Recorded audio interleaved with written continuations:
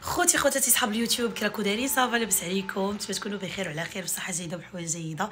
كنغبر عليكم ولكن ماشي لخاطري حيت كنت فريمون هاد السيمانه كانت عندي واحد الخدمه عرفتو راه فوق من الجهد.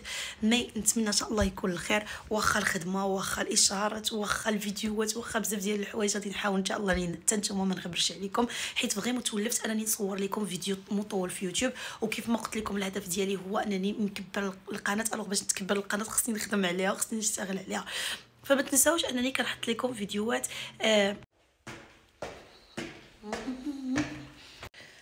طالعه الفوق حيت لتحت الظلام الظلام قلت خصني نصور في شي بلاصه اللي تكون هكا مضويه، ربي يضوي علينا الايام. انا عندي في الدار، عندي الدار كلها مضويه تبارك الله من الفوق حتى لتحت.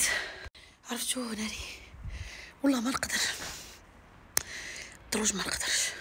جوج السما كي كتكون تبارك الله فنه تعطوني غير واحد شويه خوتي استرجع النفس ديالي ولا النفس ديالي ولا ما نعرفش نهضر معاكم. الانفاس. المهم خواتاتي قررت اني نبدي نشارك معكم اليوميات والروتينات ونشارك معكم كلشي بالتفاصيل في القناه ديال اليوتيوب اللي هي قناتنا بيان سور بجوج. الدروج كيسخفني انا والو اختكم الصحر، والرياضه ما نتقابلوش. شوفوا راني دايره كي الهبيله، راني مبهدله حيتاش لقيتوني راني غادي نمشي للحمام. عرفتوا هاد السيمانه فاتت عليا تتماره ديال الخدمه، ما ريضتش والله ما وقفت، ربي شاهد عليا ما وقفتش في الخدمه، حيت حلفت انا هاد العام بغيت نخدم بدوبلي وتريبلي باش ان شاء الله نزيد نوصل لشي حاجه بعيده، حيت لاحظنا اننا كنخدموا غير شويه وربي تيعطينا بزاف الحوايج وكتكون النتيجه على بزاف الحوايج. الوغ ما بالكم الانسان يخدم بزاف غادي يكون اكيد واحد النتائج اللي هي كبيره، فنخدموا علاش الانسان ما يخدمش. جيت من هاد الجهه كنظن بلي هاد الجهه احسن، والكسوه خصني نهبط الكسوه نشرتها البارح. درت لكم واحد الفيديو طريقه نشر طريقه نشر الملابس يعني باش يخرجوا لكم زوينين وداكشي، دابا نحطو لكم. المهم اخوتي خواتاتي في هاد اليوميات تقول لكم صح راه مالها. المهم في هاد اليوميه هذه بغيت نقول لكم راني بعدا راني لاباس وبخير والحمد لله كلشي بخير، وبغيت نقول لكم بلي كنت غابره حيت الظروف ديال الخدمه وداكشي. مي دابا ما غاديش نغبر عليكم، نحاول ما نغبرش عليكم ان شاء الله باذن الله. وبغيت نقول لكم على واحد السيده صاحبتنا، يعني بغيتكم انا فريمون تاخذوا الحيطه والحذر حيت راه ما بقى ما يعجب. وفي نفس الوقت بغيت نوريكم شنو غادي ندي معايا للحمام. صراحه كنت باغي ندير التبريمه ديال الحمام ولكن ما عنديش الصابون البلدي، الوغ عجزت عاد نمشي نجيب الصابون البلدي ونجي عاد نصور معكم عاد نمشي عاد غادي. المهم نوريكم انا شنو غادي ندير في الحمام ديالي او الروتين ديالي في الحمام المغربي. ولا عرفتوا شنو غادي ندير دابا؟ كنت جالسه باش تعرفوا بلي صافي ما بقيتش صورت، والله ما غادي نمسح هادشي اللي صورته. واش بقيت دابا جالسه كنهضر وتفكرت قلت علاش ما نديرش كاع جوج فيديوهات. غادي ندير لكم فيديو فيه روتيني الحمام المغربي، وغادي ندير فيديو ونشرح لكم على السيده واشنو وقع للسيده وتاخذوا الحيطه والحذر. ايوا في هذا الفيديو شنو غادي نصور لكم؟ خليوني واحد 5 دقائق نتكونسونطرا مع مخي ونفكر لكم شنو غادي ندير في هذا الفيديو ونرد عليكم. راني عاد نفكروا الشميشه كاينه الشميشه ولكن هاد الشميشه تمرض في خبارك بلا هاد الشميشه تمرض. مي هذه هي البلاصه اللي لقيتها مضويه بزاف باش نصور لكم بواحد الجوده زعما مزيان. راكم شفتوا البدايه تاع الفيديو صورته في البيت كانت مظلمه، وحلفت انني الفيديو غادي نبقى نصورو كما هو، والله ما غادي نبقى نحيد لكم حاجه منه.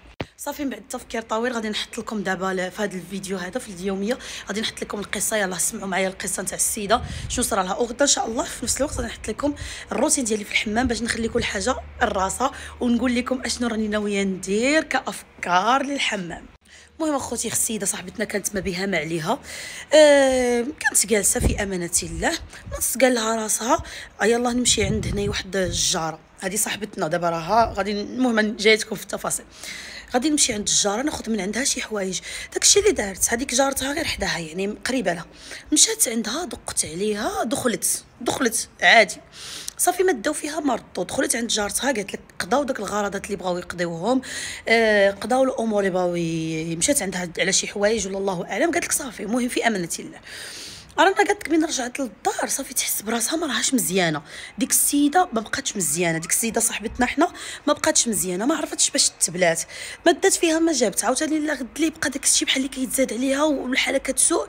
قالت لك دخلت الاكتئاب، ولا فيها بحال الوسواس، ولات ما تبغيش تاكل، ولا تبغي العزله، ولا تبغي تبكي بزاف، ولا ما تبغيش تخرج، ولا ما بغات لا تخدم لا تقرا لا دير حتى شي حاجه في حياتها. بحال اللي نقولوا صرا لها واحد الوقف ديال الحال، صرا لها وقف الحال. يعني صافي ما الافكار قالت لك مشتته، يعني الافكار مشتته، ما عارفاش شنو خصها دير، ما عارفاش شنو دير، ما عارفاش بزاف ديال الحوايج. صافي حياتها قالت لك بحال اللي تقلبت، يعني 180 درجه الحياه تقلبت ديالها بواحد السرعه ديال البرق. كانت ما بها ما عليها حتى ولات في حاله اخرى. دابا السؤال هو باش صرا هذا الشيء، وكيفاش صرا لها هذا الشيء، وعلاش هذه تقلبت حياتها، وكيفاش جاب جارتها الموضوع. انا غادي نقول لكم. المهم السيده صاحبتنا بقات كتفكر، كتقول ماشي كتفكر زعما عائلتها بقاو كيفكروا كيقولوا كيفاش واش ما فهموش. تنقول لكم ما فهموش، ما عرفوش باش تبلاو، ما عرفوش باش تبلاو نهائيا. السيده صاحبتنا بقات كتمرض نهار على خوه، يعني مرضت، ما بقاش كتاكل، ضعفت، ولا تسلك، ولا ما تبغيش تسمع القران، ما تبغيش تمشي، ما تبغيش تخرج لهم، ما تبغيش، يعني بقات ديك الحاله ديالها ما عادش حل من نهار. هذيك جارتها ساقت الخبر، ديك جارتها اللي مشات عندها ساقت الخبر، قالت لهم فلانه ما بقاتش تجي عندي، ما بقاتش تبان، ما بقاتش كيصرى لها. قالت لها ودي امها ها واش صرا لها، ها هي حداك، روحي دخلت شافتها في واحد الحاله ما هياش. قالت لها انت كيصرى لك لهذا الشيء وكيوقع لك على هذا الشيء وكيفاش هذا الشيء. قالت لها ودي من نهار اللي جيت عندك صافي من تما حالي تقلب، نهار اللي جيت عندك. وهذيك الجاره وتجيها الصدمه، اشنو تفكرت ديك الجاره تفكرت انها دايره سحر مرشوش على العتبه ديالها للزوج ديالها، دايره السحر مرشوش للزوج ديالها. وهي ديك الجاره قالتها لهم، قالت لهم ودي غير سمحوا لي الا كان هذا الشيء بسببي او بسبب داك النهار اللي كنتي جيتي عندي، راه انا السبب، حيتاش انا راني كنت درت واحد السحر مرشوش للزوج ديالي باش يبقى يبغيني وباش يسمع كلامي وباش زعما من يجي من الخدمه يتخطى داك الشيء وصافي يبقى يطيحها ويبغيها ويموت عليها ويدير غير يطبق الاوامر ديالها واللي قالتها له يقول لها. فهمتوا كيفاش؟ يعني هاد الكفره بالله هادي مشات دارت لك الشيء الزوج ديالها، يعني وكان ما طاحش في صاحبتي ومرضت وداك الشيء كان خاص الزوج ديالها يطيح ويمرضي، ولا لا مولاتي بعدا. هذه اول حاجه نقولها. لو كان طاح لك الراجل ومرض ودخل الاكتئابات، شكون تنوضي تخدمي عليه انت؟ كي غادي ديري حبيبتي، كي غادي ديري؟ بغيت غير نفهم كي غادي ديري. داك الساعه ماشي غادي يبقى جالس لك في الركنه وانت خصك تبقاي انت تصرفي عليه وانت تجيبي له الحوايج وانت وتكوني درتيها بيديك. لو كان غير المرض يجي من عند الله معليش. شتو المرض اللي يجي من عند الله سبحانه وتعالى، مثلا شي وحده راجلها مرض وطاح مسكين صافي ما يقد لا يخدم لا والو، معليش تنوضوا تهزوا تما يبانوا النساء. ولكن تمرضي انت راجلك بيديك، هذه راه ما خدمه ما حتى شي افير. هذه نزيدها لكم من درك نقولها لك اختي، ما خدمه ما حتى افير.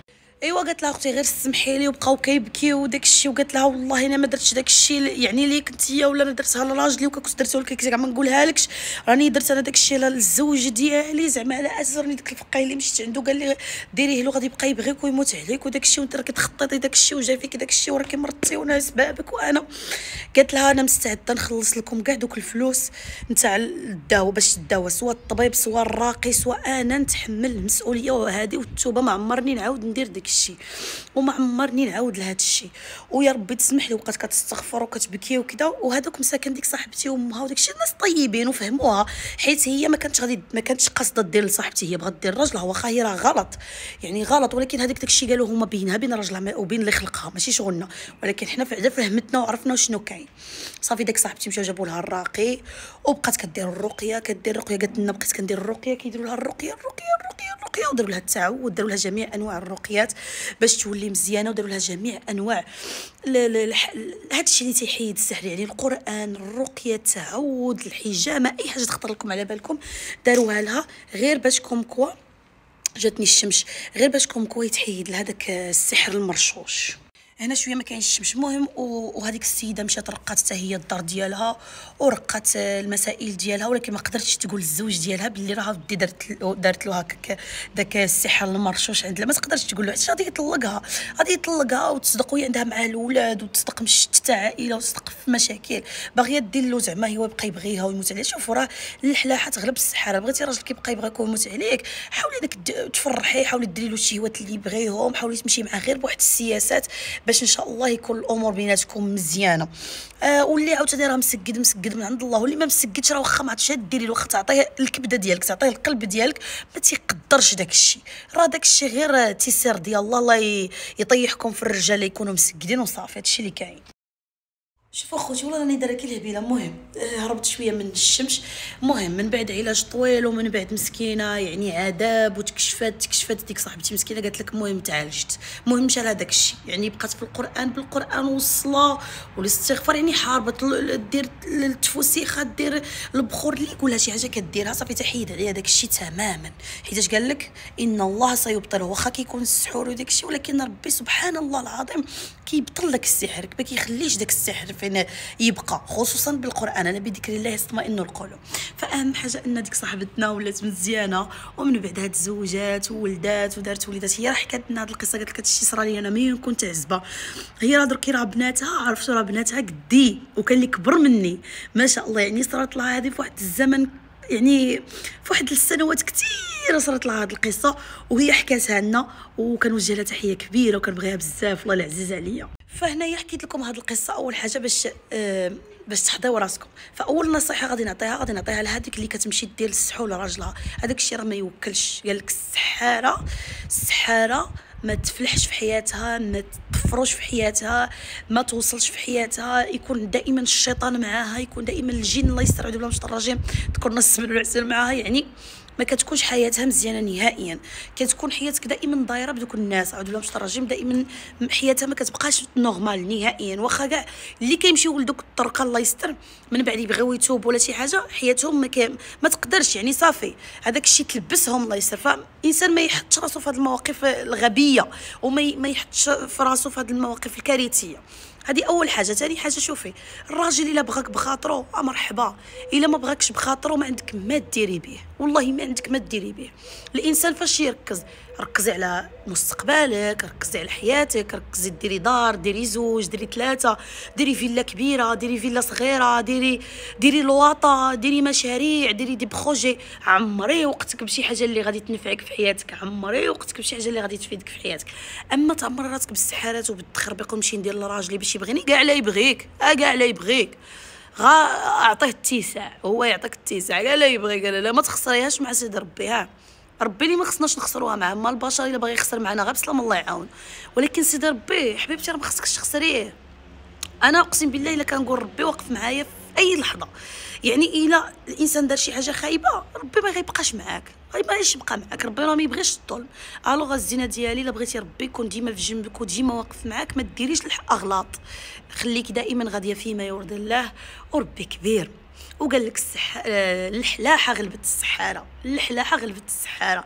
ما معنى الحلاحه غلبت السحاره؟ خلي لا غادي ندير لكم فيديو كيفاش تخلي راجلك يبغيك ويموت عليك غير بالتلحليح وبالكلام الزين وبالصوابه لاله مولاتي وبالاداب، وجيني بشي مكياج وجيني بشي كسيوات وكما نقولوا حنايا ايوا تاكليه.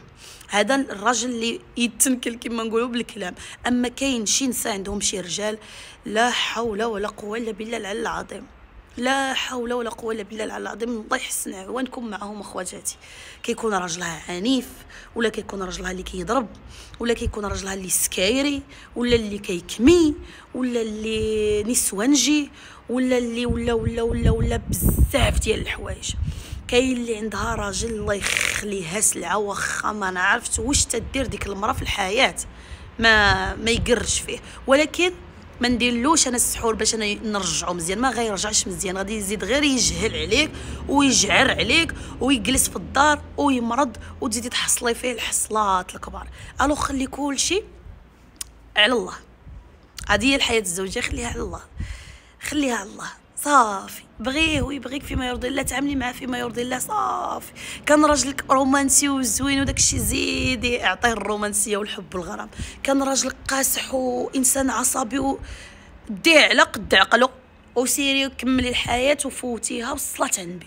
ما تخسريش فلوسك يكونوا حلالين وترديهم حراميين بداك الشعواده وبداك السر. ما تستفدي حتى شي حاجه اختي، تستفدي حتى شي حاجه.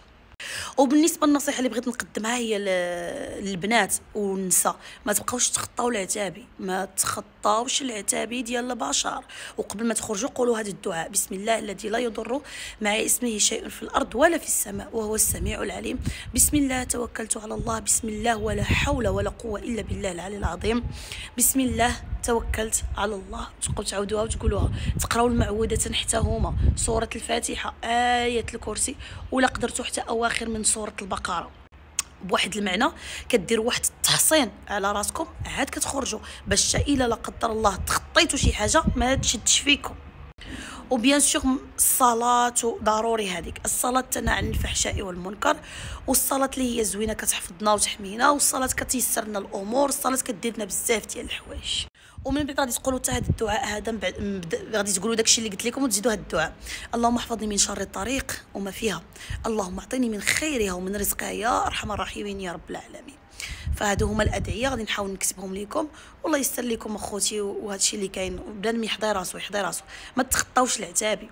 وعتابيكم حتى نتوما دائما سيقوهم، سيقوا العتابي ديالكم. غتقول لي صح باش نسيقوا العتابي؟ غادي تسيقوا العتابي بالماء، بالملحه الحيه، الملحه الحيه والكبريت. الكبريت كذلك حاولوا انكم دائما ديروا الكبريت حدا العتابي ديالكم، والملحه الحيه سيقوا بها المنزل ديالكم، سيقوا بها العتابي ديالكم، تطردوا الشياطين من المنزل، وكتخلي الدار كتطرد منها كاع الطاقه السلبيه، كتولي الدار بطاقه ايجابيه. ثم كتبخروا الدار ديالكم بالعرعار، كتبخروه بالحرمل، كتبخروه بالفاسوخ. راه روحوا غير عند العطار، غير عند العطار، سيدي العطار يا العطار عطيني شي بخور باش نداوي جراحي. السلام عليكم. ولا العطار غادي تمشي عنده قول له خويا عطيني شي تفوسيخه ولا شي حاجه نحيد بها باش داري تكون زينه وتكون دائما طاقه ايجابيه، وما يكونش عندي اخويا لا سحور لا عين لا حسد، حيت البنادم راه حتى الحسد والعين لا حول ولا قوه الا بالله العلي العظيم. صافي العطار غادي يعطيك 5 دراهم ولا 10 دراهم ولا شري انت يا اختي شحال ما بغيتي وصافي. والصلاه على النبي الحبيب. هادشي اللي غادي نقول لكم. وانا اختكم سحر الشمس خرجت عليا، شوفوا قيلا كاع سماريت، ولكن راني غاديه للحمام ماشي مشكل. المهم والله لقيت غير هنايا البلاصه اللي زوينه ونصور فيها. انا بحال اللي بغيت نتنشم شويه ديال الهواء نقي، حيت عرفتوا الخدمه ستريساتني وبغيت نشم. كنت باغيه نخرج ولا نفوج ولا، ولكن ما قدنيش الحال. دابا يلاه دابا رحنا في الحد غادي نمشيو للحمام صافي. غدا عاوتاني الاثنين تبدا الخدمه وخاصني نمشي للدار ديالي، حيت هاد السيمانه هادي دوزتها انا بحكم التصوير اللي كان عندي بزاف، وبحكم شي اشارات كانوا عندي غير من قرب من جهه الوالده والخدمه، عرفتو صافي جلست غير هنا. ودابا راه خصني نمشي، ضروري خصني نمشي. فكنتمنى ان هاد اليوميه اللي درتها لكم اليوم ولا هاد الفيديو اللي درته لكم اليوم يكون نصيحه فيه تحفيزات. والله القسم الا بغيت، قالت لي ديك السيده غير بارطاجي القصه ديالي مع الناس باش يحضيو راسهم، حيت شحال من واحد كيمشي غير ضحيه، كيمشي غير غلط، كيتخطى شي حاجه ولا كيدير شي حاجه صافي كتصدق فيه الضربه. اي والله يحفظنا ويحفظكم ويحفظ الجميع، والحمد لله على سلامه صاحبتي، والحمد لله انها حياتها تيسرات وراها غاديه مزيان في حياتها، الله يسر ليها. دابا الكبيدات وخوتي العزاز خواتاتي، ما بقى لي غير نقول لكم نلقاكم غدا ان شاء الله في نفس الوقت. غدا غادي نشارك معكم الروتين ديالي ديال الحمام اللي غادي نمشي نديرو انا دابا وغدا نحطو لكم. يلا خوتي كنبغيكم بزاف، نتلاقاو غدا وما غاديش نغبر عليكم، يوميا غادي نحط لكم. باي باي.